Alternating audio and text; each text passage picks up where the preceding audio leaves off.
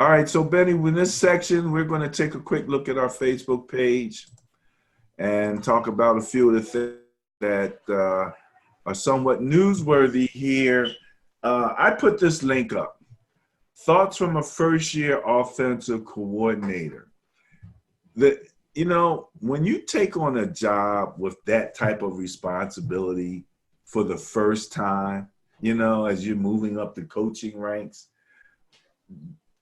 he really put out a nice written piece about all of the mental things that he had to go through, the things he forced himself to get better at, to go through his that feeling of discomfort and all of the things that happen. And it's like with any job, if you and I got a job or a new manager, all of a sudden, you get that management title, you did that, you know what I mean? You actually had people who worked and under you as a supervisor, right? Am I correct? Yeah.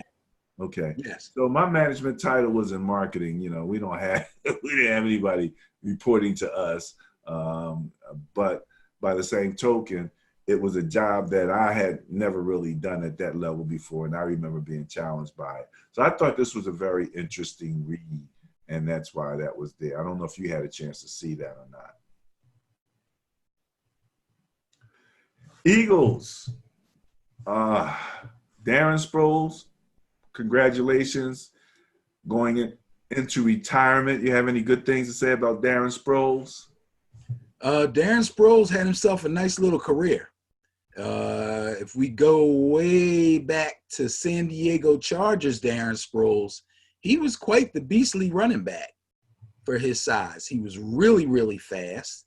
Some people think he's still fast, but this cat could really fly, and he had the power to run people over. He was kind of a little bit smaller type MJD, Maurice Jones-Drew, right? Where he was a very quicker. Yeah, he was quicker, definitely quicker. Maurice Jones-Drew was a little more of a power back, but either way, always had the pass catching ability, but really could run between the tackles, get outside on wide running plays, and be extremely dangerous. And then they traded him to the Saints, and I believe he continued to be a really, really good ball player, a really, really viable part of their offense also. Trading a guy like him had to be hard because you couldn't say anything bad about the guy.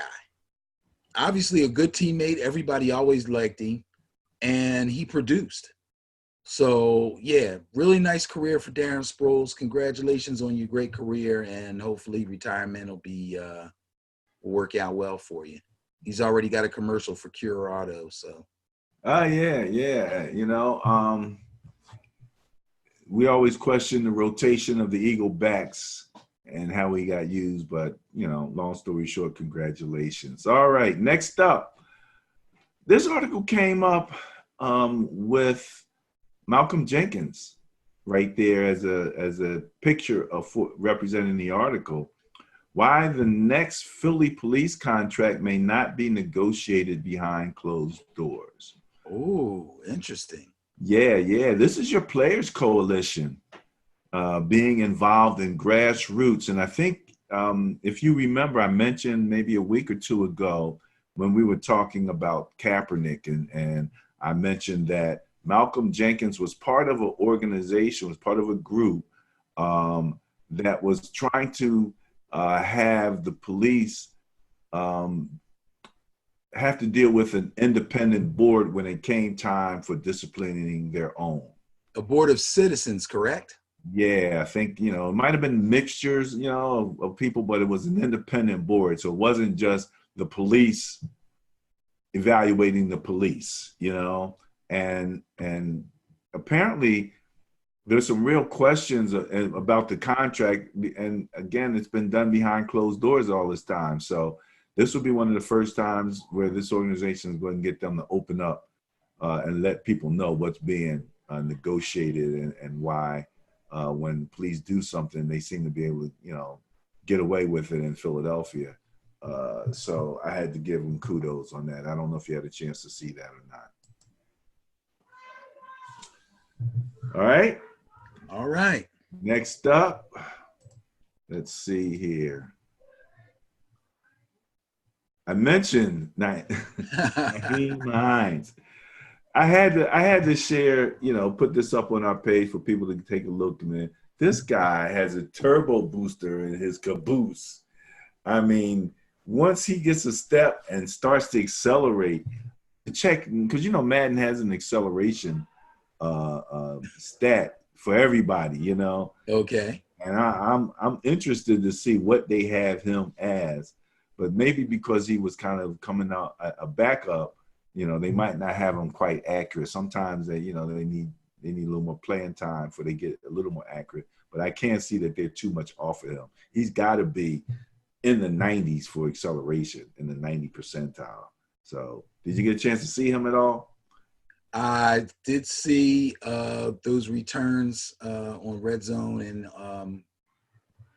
and watched them again on the montage at the end.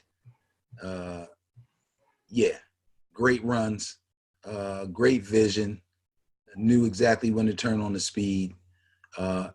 I do not believe that he has been their full-time punt returner No. until recently. No, right? you're right. You're right.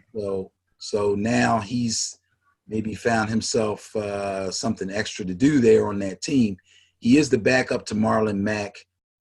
They really do like Marlon Mack. I think Marlon Mack is a better overall running back, and he's been kind of the third down back. But there's nothing wrong with being a third down back and a really good kick returner. So that should work out well for him if he can keep it up. That's how I utilize Mostert, in the game, knowing that he had the speed and that capability. He was the third back in that group. So I can see that, man. But this guy is, 2 touchdowns off kicks, in that game. Man, blowing Yeah, it. two in the same game. That's Deion Sanders like. Yeah, absolutely. Absolutely. So that's something that's historic. That's historic. Okay. We've done it all. The top 12. Last week's Bias Plus report, where we both came out at about a little under 60%, right? Yeah. 56%, which is at this late stage is a little surprising. But again, this is a grand experiment where we're tracking the net points and the bias, which is the difference in the net points and the turnover differential. We looked at